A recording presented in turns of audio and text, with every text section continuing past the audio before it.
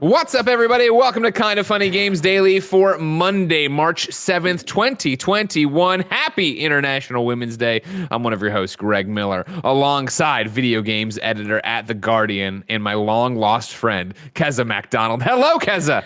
Greg Miller as I live and breathe. It's been a while. How long has it been since, I mean, obviously pandemic notwithstanding, but even beyond that, you're across the pond, as they say. When's the last time we saw each other in person? Was it a GDC? It was in 2016, a GDC. Oh my God. So 5 entire years, not much has happened. I had 2 kids in the pandemic. How about you? Portillo 16, and I got the platinum in Avengers. Those are pretty much the big things you missed in the 5 years. Big deal for him. Good to know. Yeah, it was a big deal for me, Kevin. It was a real big deal. Kez, if somebody doesn't know their Greg Miller, IGN, Guardian history, who are you? My name is Keza MacDonald. I am, as of last year, the longest standing woman in the games media in the UK. Thank you very much. Just means I haven't found anything better to do with my life, but here we are. You're still waiting for somebody to pick you up for PR. You're still waiting for that PR opportunity to come around. I would be the worst PR person in history. I have what my mother used to call an honest face. Yeah. I'd just be no good at that. You'd be like, yeah, this game sucks, but I gotta come tell you about it. Sorry. Yeah, I mean, maybe that would appeal. I don't know. But yeah, I've been doing this. I've been doing this for 15 years now, Greg. 15 years, my friend. I'm joking on it. I know. 15 years, but you're so young, Keza. Well, I ran away from school and I dropped out of high school to go and become a video games journalist. You can imagine how delighted my parents were. They loved it, I'm sure. So happy about that. Anyway, yes, I worked on magazines for a while, and then I worked at IGN for 3 years, and then I ran Kotaku in the UK for 4 years. And now I'm video games editor at The Guardian, which for your Americans is a newspaper. Oh, we've heard of those. Okay, yes. Although okay. obviously bigger online now. But yeah, so my job now essentially is to be kind of the translator / ambassador / emissary from video game world into kind of normal people's newspapers. That's essentially explained to all these old fogies what these video games are and why people what's a Nintendo Switch. Yeah, I got you. I understand. Well, it's funny though, because like our online readership is like people our age, and then our print readership is literally 50 plus. So it's like, cool. I can do both of those. I can do both of those things. I mean, obviously you've been there a bit now, so it's going well, but how has it been going? Have you seen the coverage get taken more seriously over the time you've been there? Yeah, it's a process. It's funny because I went from being in, IGN and Kotaku is like this big deal in video games world, right? Yeah. So you go from being a big deal to then going and working with people who've won Pulitzers and who are like reporting on important stuff like Brexit and government corruption and COVID crisis, and you're there like, video games though. Let me tell you about Crunch, though. All right, let me tell you about Crunch. There's some serious issues. No, it's good. I really like working at a newspaper because it's quite nice to have to be working with people who are like very, very outside of games world, and also, it's broadened me because I find like I got really stuck. Don't know if you can relate to this at all, Greg, but I got really stuck in like video game world. And I stopped, like, for years, I stopped kind of reading as many books or listening to as much music or doing as much other stuff as I wanted to do. And now, because I only have to do, like, the biggest game stories or the most interesting ones, I don't have to know everything about every game ever. Sure. And that's been quite nice, especially as I now have 2 tiny children, and they're exhausting, Greg. And I'm so tired. That's the thing about it. Like, obviously Portillo stresses me out enough, but having children and a partner and doing all this stuff, like how has that transition been for you, going from somebody who did, play everything and feel like you need to be on top of everything to having to learn to let go and only be able to chase certain things? It's hard, man. Yeah. Like, I mean, it affects you like personally and professionally. You start feeling like, should I still be doing this? Because I can't, you can't live and breathe it the way that you have to. Like, I mean, when we were working at IGN, pretty much everybody who worked there, no kids, very few commitments outside of the office, right? And so I had to learn how to like develop work-life balance, and also how to rediscover video games as like a player rather than somebody who is like so immersed in the day-to-day news. Sure. How do I review this and I know this and can I tell who wrote this and who's this voice actor? Yeah. All that, yeah. So it's like, and I find it quite good. Like I had in the UK, we get a year off every time we have a baby, right?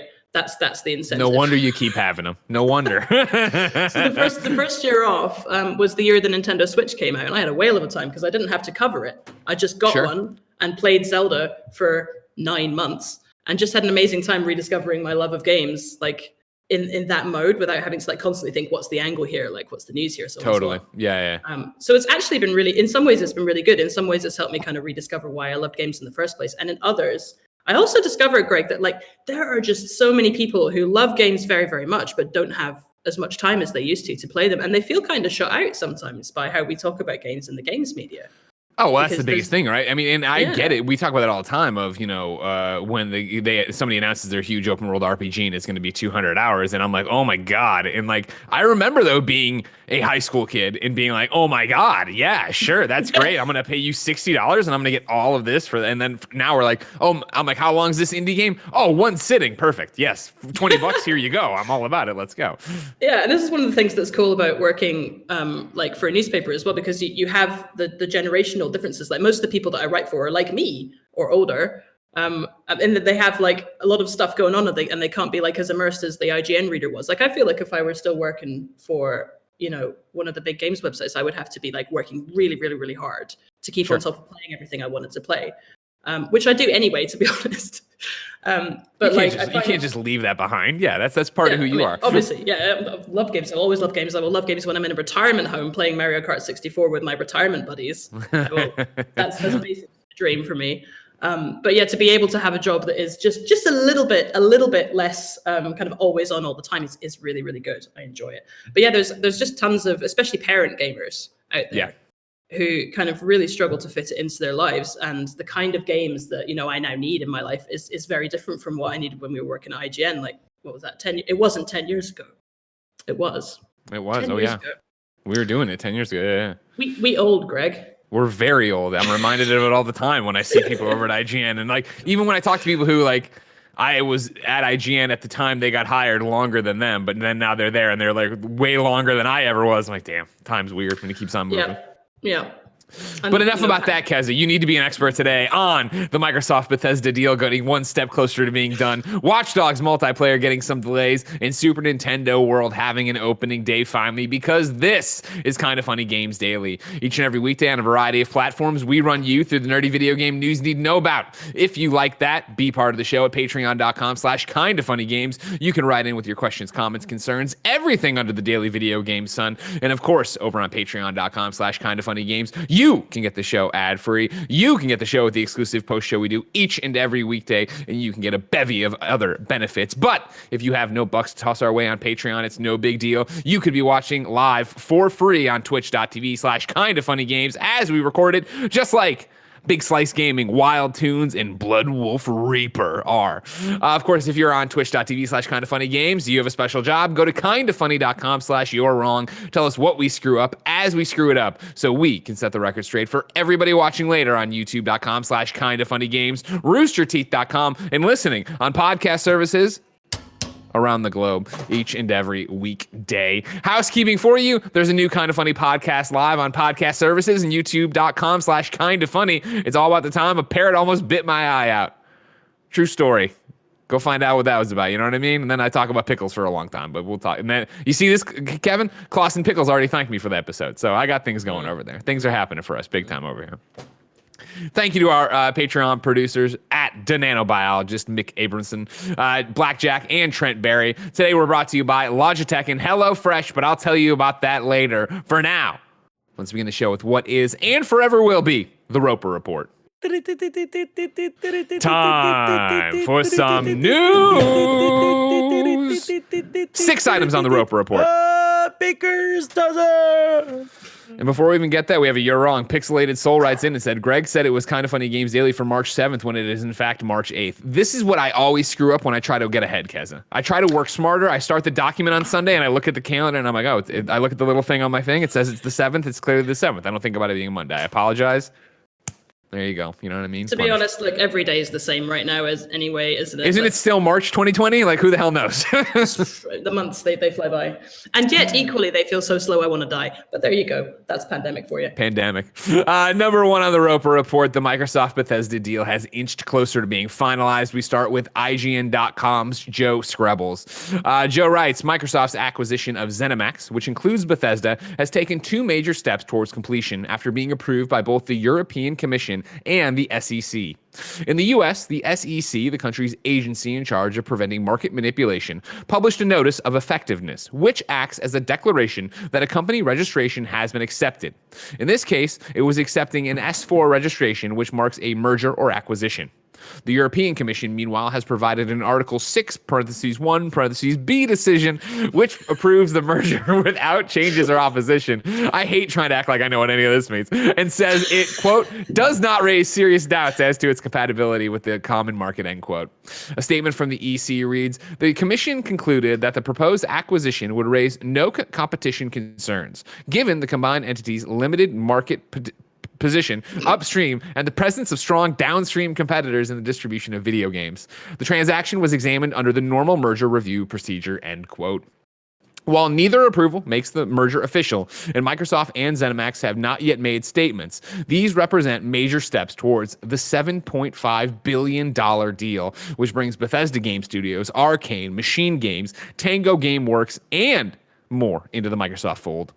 EU documents previously suggested that Microsoft was setting up a subsidiary, Vault, to complete the deal, although it's unclear if this is simply a holding business or a more formal studio's brand in the same vein as the existing Xbox Game Studio.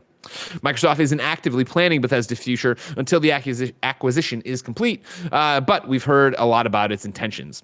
While Bethesda and studios will continue to run semi-independently, Microsoft wants Bethesda games to be, quote, first, better, or best on Xbox. Quote, if you think about something like Game Pass, said Xbox CFO Tim Stewart last year, if it shows up best in Game Pass, that's what we want to see. And we want to drive our Game Pass subscriber base through the Bethesda pipeline, end quote. Keza, a lot of words there for me to get to. Where are you with this deal? Where are you with the Xbox Bethesda merger?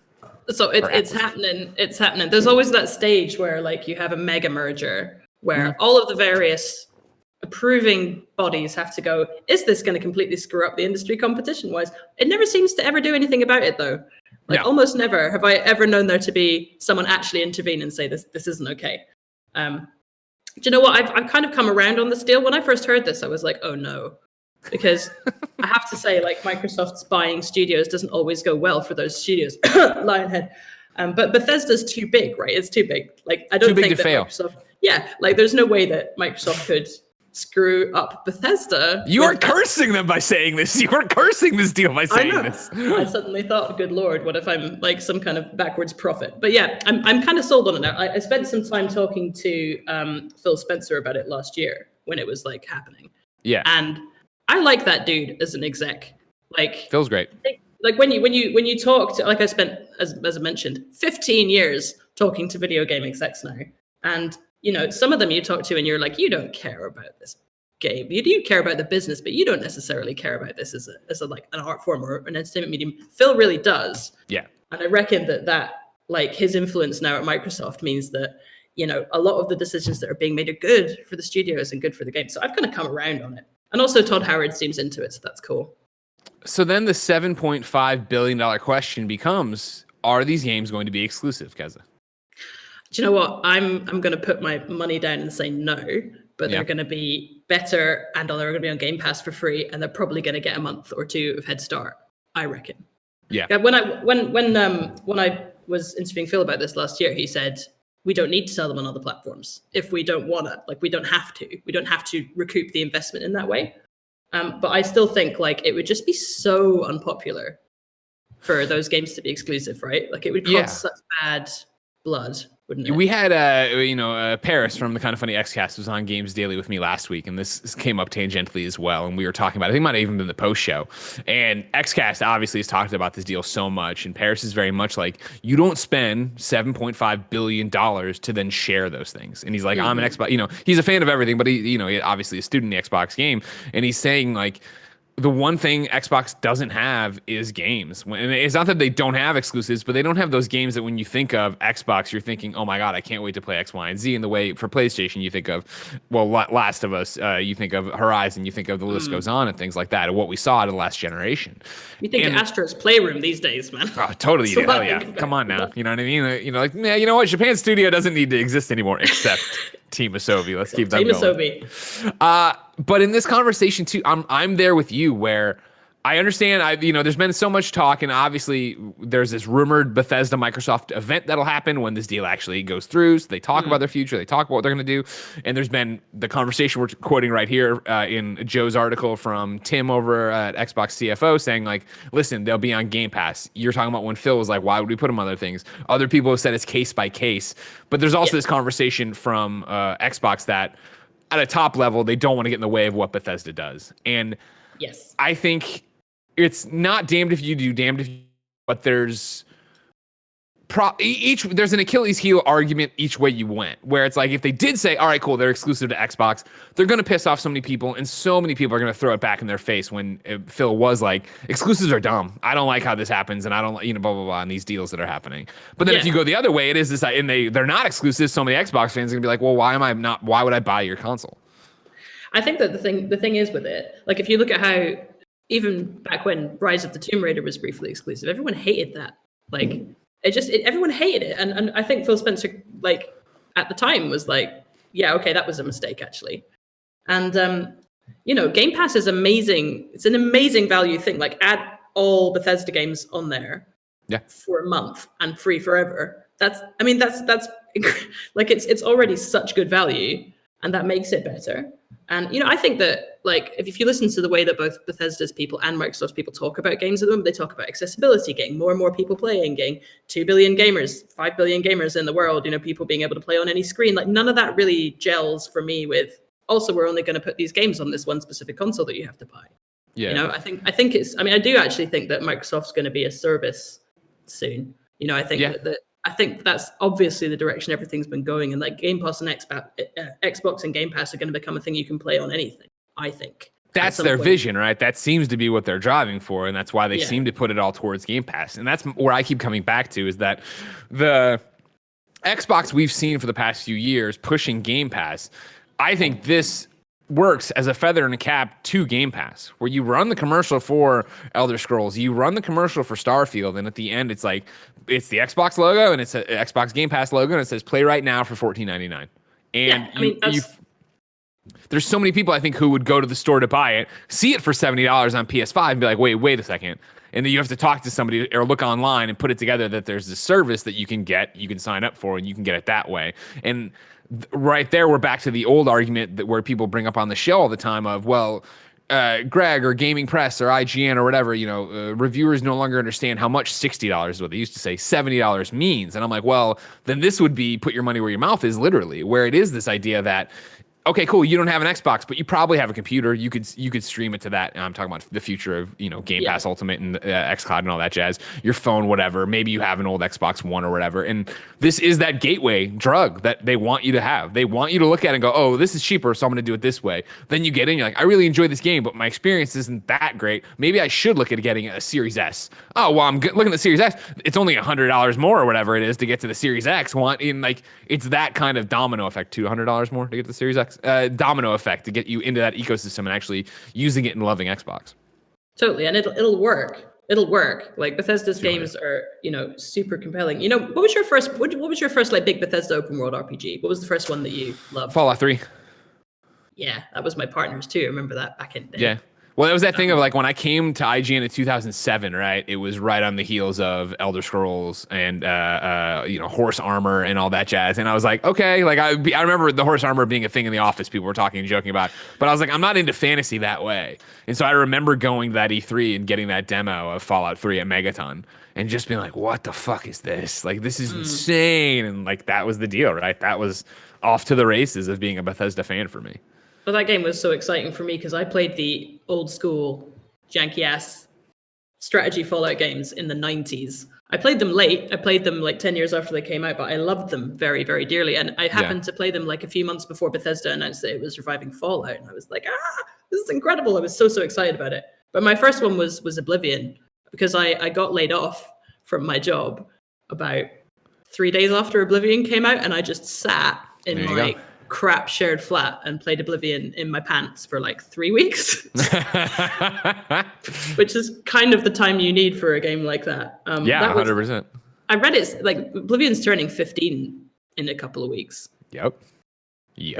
Once again, old. We are man. old. We are old, because it's been, But I have this theory that you get one open world Bethesda game that you love dearly and passionately, and you get absorbed in it. You spend 300 hours on it, and then all the ones after that are just not quite as good, and it's kind of a diminishing returns thing. I'm really looking forward to see what the next ones are, and if it's like, because I think this is almost universal. Almost everyone I know had the one Bethesda game that they played forever, and then everyone after that, they were like, I just couldn't quite get into it. I mean, you nail it, right? And I think that that's what makes Bethesda such an interesting company, where there are people who are ride or die for Fallout 3 or Fallout New Vegas or even Fallout 4. I've seen it, and then obviously Skyrim and all these different things. But I feel like you are always chasing that high of the game that got you like nobody else would. Whereas like I loved Fallout 3, and then Fallout New Vegas just couldn't do it for me. And then Fallout 4, I was like, oh, it's just HD Fallout 3. And then Skyrim was a similar thing of like, oh, this is cool, but like this isn't like the world I want to exist in. Like there's all these little things that happen to it where you have that one that knocks it out of the park, and then everything else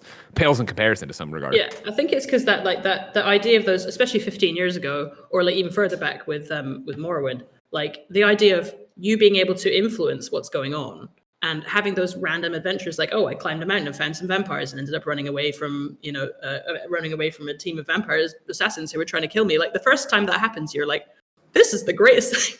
This is the greatest game I've ever played. And then the 100th time it happens, it just it wears off a little bit. It's just another random event in the world. Yeah, for sure. Exactly. Yeah. It's funny. I find it, Breath of the Wild really recaptured that kind of open world, because I was done with open world games. I was like, I have seen enough. You don't need to liberate another outpost and clear the fog of war. And so when I remember when they kind of said Breath of the Wild was going to be open world, I was disappointed. I was like, oh, can Nintendo really revitalize open world enough for me to be interested again? And yes, it turns out very much yes. I played that game forever, and it was great. But I do wonder how they're going to freshen things a bit with Starfield. Yeah, and the new Elder Scrolls. I want to see something new from them. And I think they have to know that, right? After the reaction to Fallout 4, I feel like they are like, oh, okay, because that was the way we all talked about Fallout 4, right? I remember, very definitively Tim on a Gamescast asking me like, hey, like, what are you expecting from Fallout and like Fallout 4, and like what would be disappointing? I'm like, well, I'm expecting the bare minimum, that it's going to be a higher definition Fallout 3, and like I want more than that. I'd be happy with that, but I want more. And it just turned out for me personally to be that. So then it was exactly what you're talking about, where I was like, oh yeah, well, I have really good memories of Fallout 3 doing this. This was more just like going through the motions at times. Whereas I do want to see, Starfield something completely different. Looks, I mean, totally. We say that they have, of course, been doing different things with Fallout 76 and Elder Scrolls Online. They've been like, oh, we're going to pivot these to be basically forever games. Sure, but Fallout 76, come on. Apparently it's good now. People keep telling me. Hey, no, it's not a talk. I enjoyed it when it was a broken thing, where I was like, this could be good, but it's broken. Me and Blessing went back and did a Saturday afternoon with it when they dropped the NPC characters that I was looking forward to.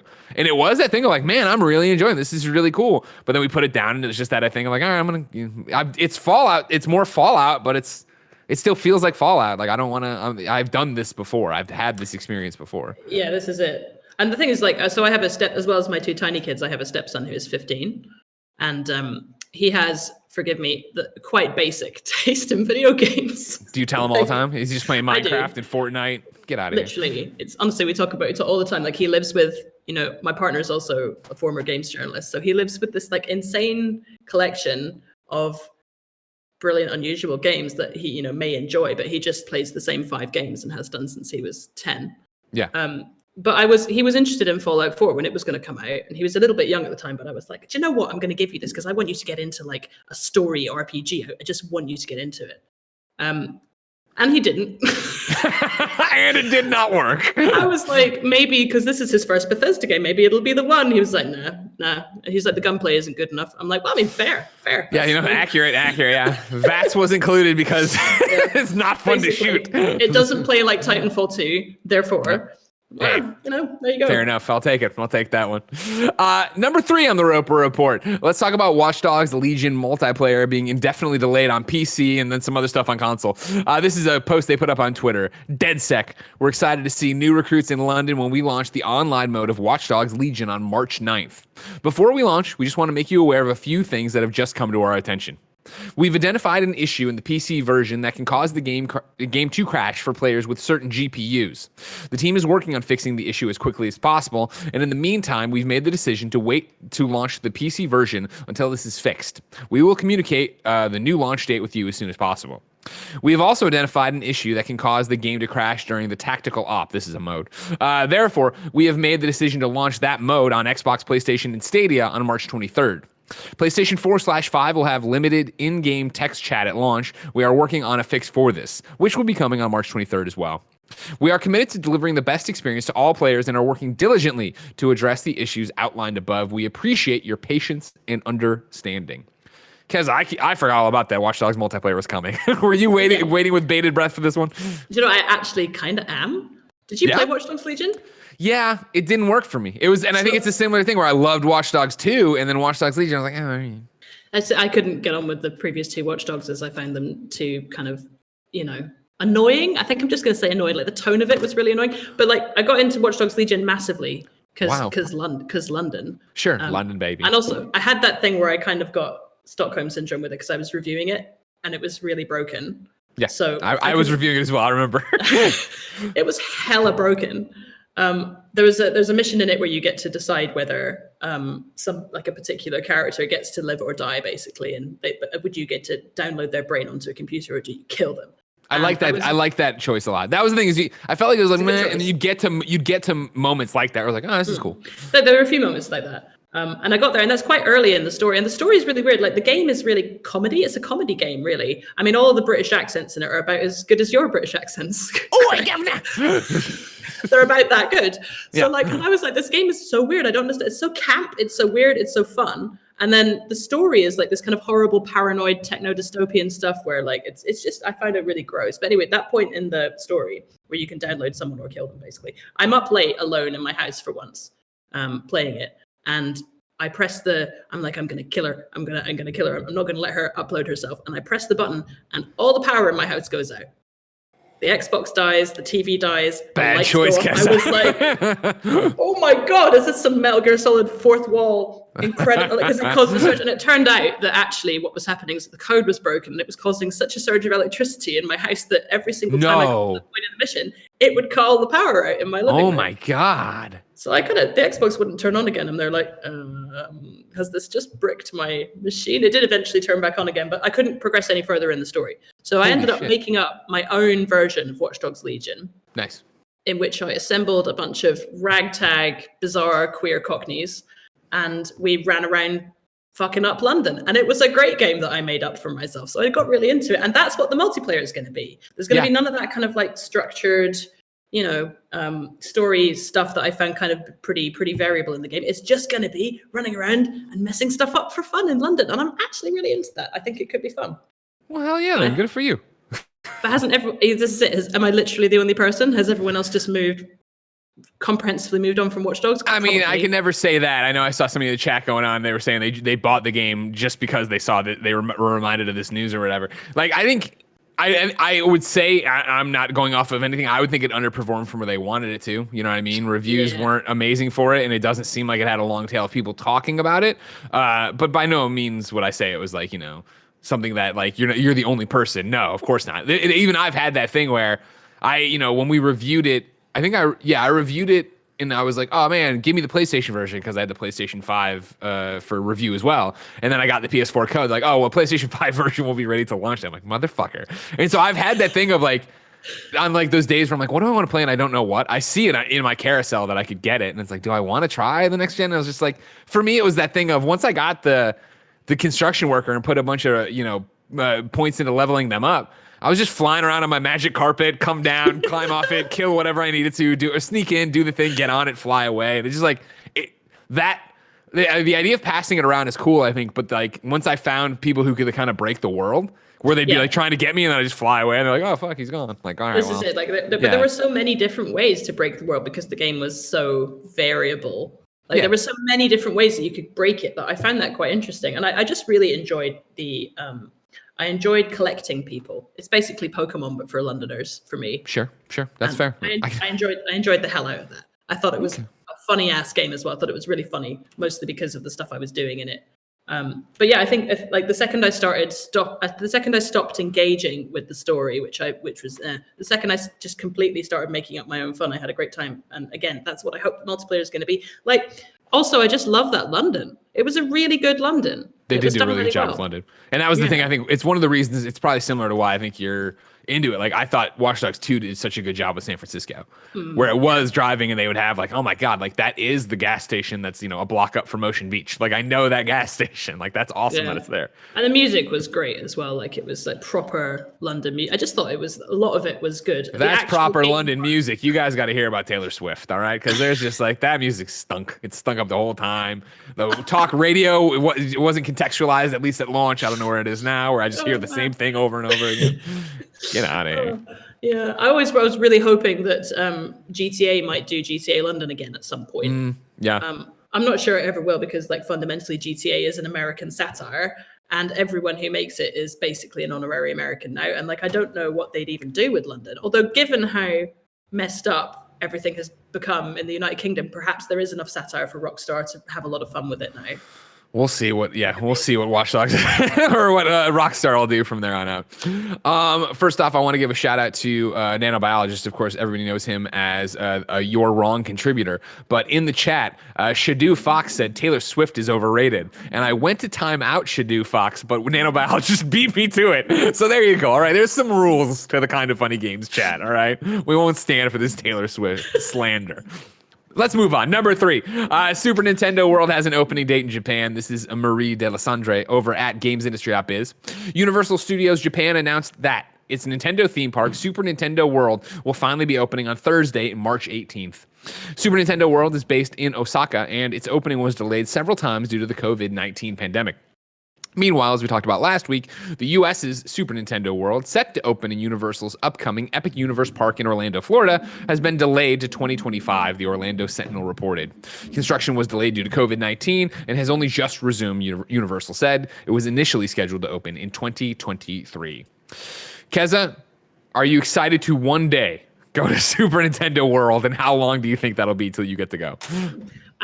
Also, by the way, brilliantly, someone upstairs has just started drumming, which I've never heard happen before. I've literally never heard this happen before, ever in this office, but here we are. So please enjoy the beat now to my contributions. It's Kind of Funny, still a garbage truck on fire. Don't worry about it. Everybody rolls with it. We're cool. But the one time, anyway, I got an email about this a few weeks ago saying, do you want to come to Japan for the opening of Universal Studios? I'm like, how? Like, would I have to quarantine for 2 weeks? Because I would have, Greg. I would have quarantined for 2 weeks in Japan to be permitted to go to the Nintendo World. I am looking forward to it immensely. The next time I'm allowed to go to Japan, especially with my kids, who, are currently resolutely opposed to video games, but who I will win over. That's impossible. How old are these children? Okay, they're 4 and 1. Okay, well, the 1-year-old has an excuse. The 4-year-old, I tried, like, when he was about 2 and Let's Go Pikachu came out, I was like, you're going to like this. It's colorful. It's cute. I'll just put this on. It became known as No Pikachu in my house. And every time I put it on, I just got, No Pikachu! And so that was that. Wow. And then, I tried with Mario recently. I tried with Mario 3D World, and it was like not happening for us at all. He just hates it. So I will brainwash him sufficiently. Thank you. Okay, good. Because this is the nightmare that one day Jen and I have kids, and this kid's like, it's like Saturday morning, and I'm like, you want to come play a game? And like, no, let's go play soccer. Let's go outside and do that. Mom wants to go on another hike, and I'm like, oh, God. Well, I think the amusing thing is when you have a kid who's super into games and plays games all the time, but just plays completely like games that are so opposite to your taste, like my stepson. So I've got that. Yeah. And then I've got 2 tiny ones, one of whom You're being tested. Yes, I think that maybe this is payback for my own parents having to tolerate my video gaming for all those years. And even now. Because speaking of paying it back, how about I pay some bills with sponsors, Greg Way? Remember, you can go to patreon.com/kindoffunnygames to support the show, get on the show, be a Patreon producer, all that jazz. You could also go there to get the show ad-free. And speaking of ads, Greg Way, you're not on patreon.com/kindoffunnygames, so I'm going to tell you about our sponsors. We'll start with Logitech. Gaming headsets are important. You want a headset with a good mic, good sound, and a headset that feels comfortable to wear. That's what's best about the G733 wireless gaming headset from Logitech G. The G733 Lightspeed wireless gaming headset comes with 2.4 gigahertz wireless connectivity, front-facing dual-zone light-sync RGB, Blue Voice mic technology, Pro G audio drivers, and multiple colorways to choose from. It also has total freedom with up to 20 meters wireless range with Lightspeed wireless. You can keep playing with more than 29 hours of battery life. Play wirelessly on PlayStation 4 with stereo sound. With front-facing dual-zone light-sync RGB lighting, you can personalize your headset lighting across style and comfort. The reversible suspension headband is designed for the ultimate comfort during long play sessions. Each G733 colorway has its own unique headband design. There's also soft dual layer memory foam that conforms to your head and contours around the jaw for a better seal, reduced stress points, and delivers longer lasting comfort. It's available in multiple colorways, each with their own vibrant reversible headband and corresponding ear pads. For a limited time, Logitech G is offering our listeners express shipping at logitechg.com. Use the code KINDAFUNNY daily free ship 38 for express shipping today.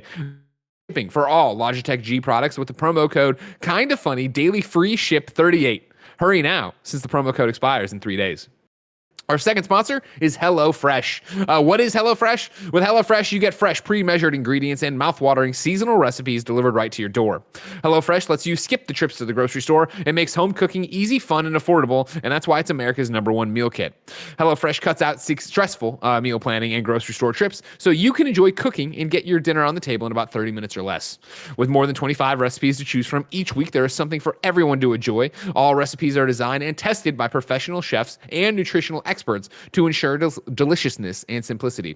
Kinda Funny, of course, loves HelloFresh. Joey uses it all the time. Kevin's on the HelloFresh train, and even I wrote this ad last night. I was like, wait, even I, Greg Miller, have used it before. Of course, I love cooking, but I also like the idea of just picking the menu, and then on Tuesday night, you open the fridge, you're like, oh, I'm going to make these quesadillas, and it's all right there, and it's all prepackaged. You go right down, and you're done. Go to HelloFresh.com/12games and use the code 12games, that's 12, for 12 free meals, including free shipping. That's HelloFresh.com/12games and use the code 12games for 12 months. Nope, 12 free meals, including free shipping. It's highly encouraged. This is what you should be doing. It's America's #1 meal kit. Keza, let's get to number 4 on the Roper Report. It's my favorite subject, Marvel's Avengers continuing to shit the bed.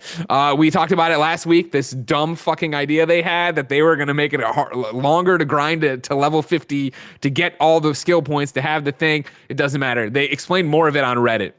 Currently, as you get to higher levels, the XP required between levels didn't scale well, and your ability to crush enemies certainly does speed up at higher levels. So you could end up leveling up 2 to 3 times per mission, with missions taking about 10 to 20 minutes in length. So what's the problem? This is great, you might say. The problem we were seeing and hearing was that you would immediately get more skill points than you had time to review, apply, and get used to before embarking on your next mission and gaining your next few levels. Hopefully you can see the issue here. We want people to level up. In fact, we really want to see more people level up more heroes, as playing the full Avengers roster should be the most fun thing you can do. But we don't want the leveling up experience to be too overwhelming or diminish exploring each skill purchase. So we smoothed out the higher level curves to make it so you were less likely to level up, more than once or twice per mission at the higher end. There is so much variability in how quick you can gain XP, level types, mission selection, etc. But the end result of our tuning was meant to add around 3 to 5 hours to reach maximum level in total. This means leveling at a steadier pace once you hit a steadier place around every 2 to 4 missions in the upper end. We consider this a way to achieve clear ding thresholds and more time to engage with and enjoy the skill purchase. We also turned the game to make early leveling slightly faster, giving players more advantage against enemies when first starting out and hopefully making them feel more like a superhero faster. Lastly, more powerful enemies will grant additional XP and make them more rewarding to take down. So Keza, did you see this last week, this Avengers thing? Do you even pay attention to any Avengers news? A little tiny bit. Okay. One of the reasons it's difficult for me to get people at my newspaper to take games seriously is because of phrases like clear ding thresholds. Yeah, of course. Yeah, right. Ding thresholds. Yeah. It's a good one. I was super...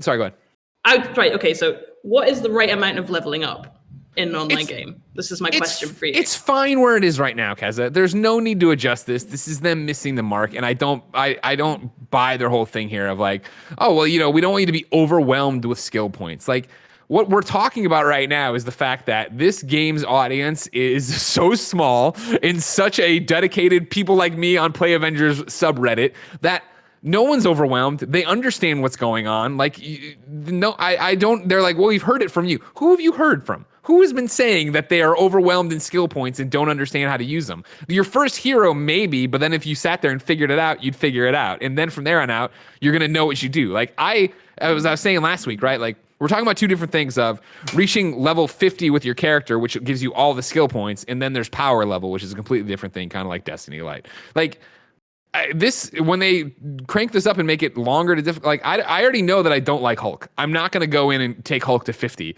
But if I did want to do that, or maybe he gets better on the later skill points, why would you hide it? Why would you make it more complicated? Why are you trying to stretch out the amount of time people are playing? This isn't one of their problems. I'm doing a whole blessing show right now. I'm in the middle of writing it and recording it about what Avengers needs to fix. This is not one of them. Leave this alone. This has nothing to do with anything. So this is one of the things that was not wrong with the game. No. And now they're making it wrong with the game. Yeah, and it's that thing of like to come out and talk about this as if this was going to be good news. Like, everybody's mad because you're not talking about where any of the content is. You know what I mean? We get Hawkeye and PS5 next week. That's great, but that's still months later than it was supposed to be. Like, well, don't come out with this stuff. And then it also steps on this, that good news they tweeted today. Live your superhero dreams with customizable harm rooms on March 18th for all platforms. Give yourself a challenge or feel the power of wiping out hordes of enemies. It's all in your hands.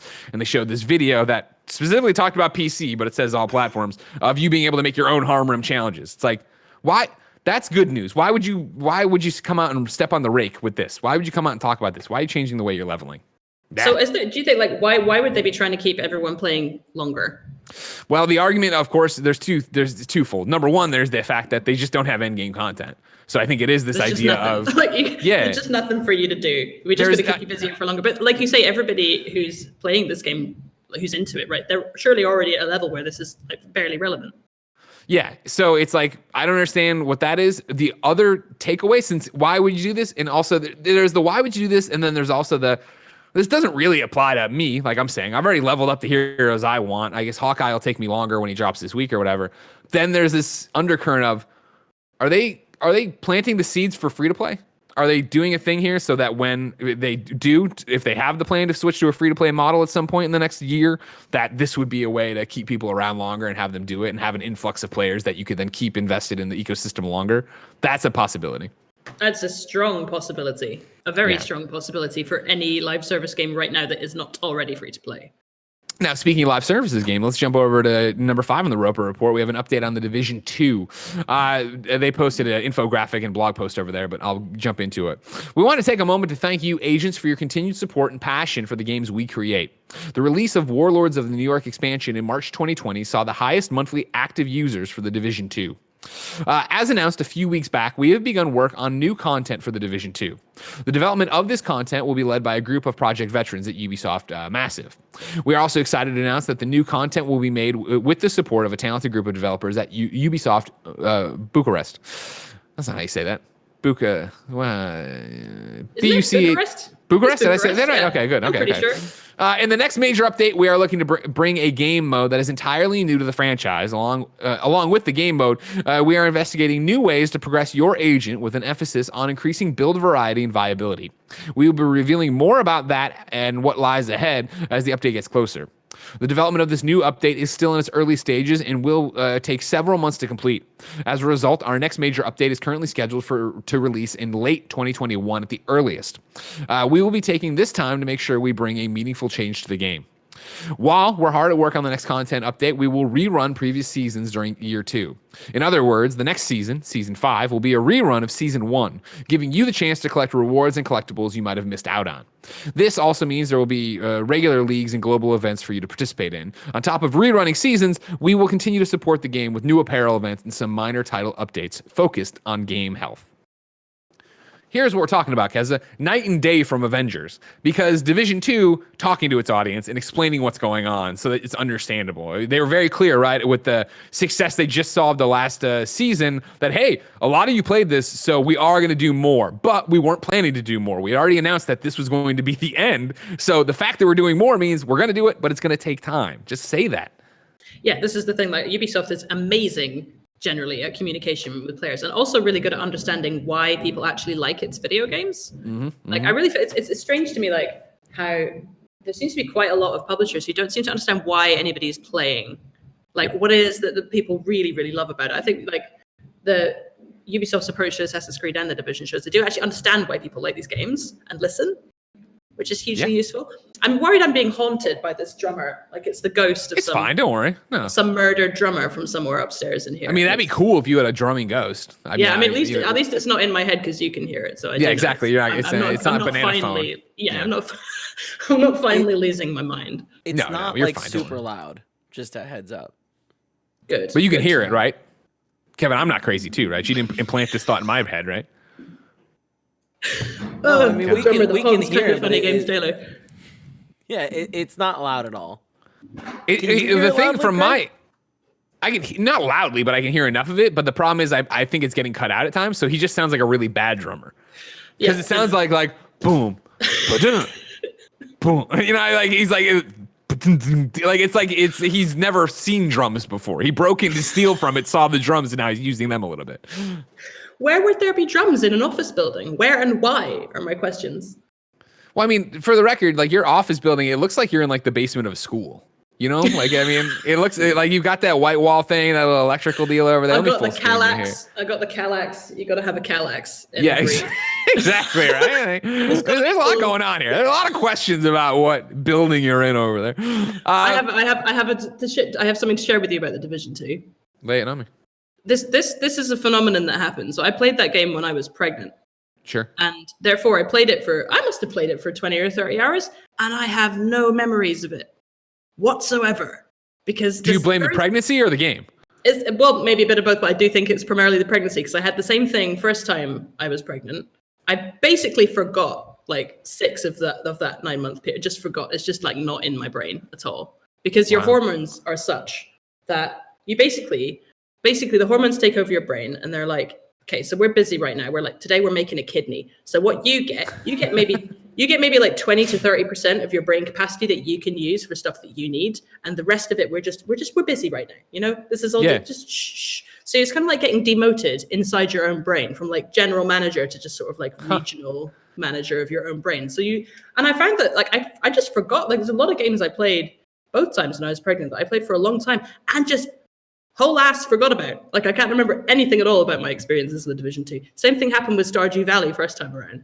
Like, isn't this like I've only ever heard of this with like the actual act of giving birth, where your body gives you so much like different things and dopamine. So like when you're on the other side of it, you're like, oh, that wasn't that bad, even though sadly that I remember.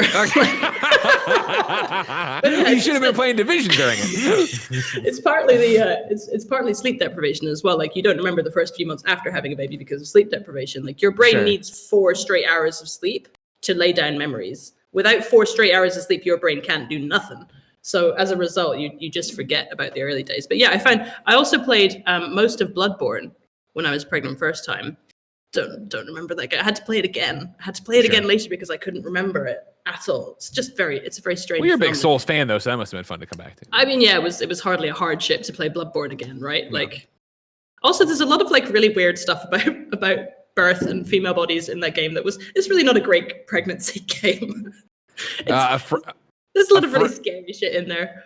A friend of Jen's described watching his wife give birth as like a Bloodborne thing. It was worse than anything I've seen. It's some gothic shit. It's some real, it's some real horror movie stuff, I would say. But yeah, so I did play the Division 2. I'm sorry, Division 2. I just can't remember. Come back. We just came back. We just did a whole bunch of stuff. We loved it. Yeah, I mean, well, there you go. Now there's new things I can look into. Tons of new stuff. Yeah, you missed a whole bunch of seasons. You get your manhunt. Find out what's going on with people. I won't spoil the final one because it's a story beat, let me tell you.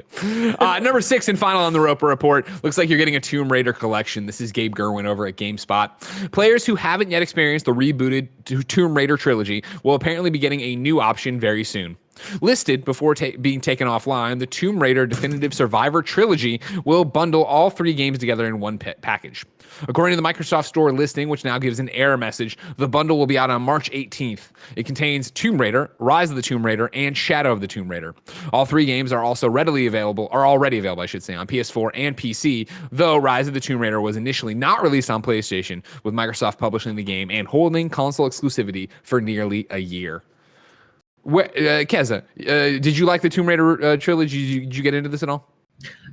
Loved it. Loved the first reboot. I thought it had its issues, but I thought it was really, really good. One of the things I really appreciated about that game is that once you'd finished doing the kind of Uncharted bit where you did the story, every single level of it turned into a really amazing kind of multi-level puzzle arena, which, that's what Tomb Raider kind of was to me, was really a sort of adventure puzzle game.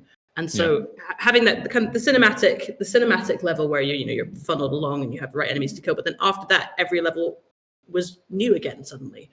I thought it was really clever. And then the second one I liked, and then the third one was rubbish. The third one I think it's pretty out there that it had a pretty troubled development. Yeah, that was the one that got shipped off to Canada, right? That Crystal didn't work on it because they were already spinning up Avengers, so that was where that was going. But yeah, I'm in the same boat where I loved the original reboot. The second one I enjoyed, and I liked the open world stuff they did, like contained open world stuff they did. And the wilderness stuff was awesome, wasn't it? Yeah. And then 3, I booted and played for a bit, and I was just like, this ain't hitting. And it wasn't like at the time for the review copy I was on an Xbox, it wasn't like looking good either. I was just like, all right, I'm out of here. It's weird because you do things like discover, and like the third one, it was just you discover an ancient civilization that had been undiscovered for hundreds and hundreds of years, but obviously the old lady in the square had a bunch of guns for you to buy. It just stank to me of this game. Clearly, they made all the scenario. This is often how things work when games have trouble development. They've made all the assets, so all the levels have been made essentially, and then if something's gone wrong, they have to figure out a way to kind of use all of those environments and glue it all together and cobble it together. It really felt like it didn't work. The bummer of the third one, I thought, of not being engaging and keeping me around, was that it had a cool story start, where it was that Lara kind of made the thing happen, or was part of what made the thing happen, the disaster. And so then there was this conversation of listen, your hubris did this. You're part of the problem. And I wanted to see where I was going, but it didn't go anywhere, mate. I can tell you I finished that game. It did not go anywhere. Now, this is one of the things that was annoying as well, because they started, video games development. It started off with this intention of rebooting Lara and making her more of a person rather than a pin-up or a action heroine kind of one-dimensional character. And like every woman of my generation, I had a bit of a thing for Lara Croft because she was all we had. She was it. So that was that. So I was pleased to see them try and make Lara more of a character. And some moments I think in the first game especially really worked, and I kind of felt this is a cool version of Lara. I'm into this version of Lara. And then in the second one, it was just she's a badass. That was basically the story. And then the third one, I really was looking for some conflict. But again, I think clearly what happened there was that one game, they had an idea for what the story of the game was going to be, and some of it was made that way, and then something went wrong, and the rest of the game had to just kind of be made. Fit into that world. Yeah, it just had to fit together. So there wasn't much consistency in the story. And it made Lara Croft kind of boring. And I was like, how do you make Lara Croft? Well, it's actually quite impressive to make Lara Croft boring. You achieved something that I didn't want you to achieve, but you did, so congratulations. There was a point where I was running around in that game, in the late game, and I was wearing this Mayan feather thing, dress, and shooting dudes with bows, and I'm like, this is so weird and wrong. What is happening here? At what point did this game become so confusing and confused? So yes, I will be looking forward to playing the first 2 of those games again. The third one I am probably not going to touch, no matter what trilogy it's on. I'm probably never playing it again, Greg. Well, Kaz, I'm excited to see what happens when they reboot Tomb Raider yet again, but that is so far away. If I wanted something more immediate, say what came to the mom and grop shops, where would I go? Hold up. I'm holding. We're holding. You're getting your notes out? Is that what's happening? Oh my god, the notes. Where are they? The official list. The official list of upcoming software across each and every platform, as listed by the Kinda Funny Games Daily show hosts each and every weekday. Yeah.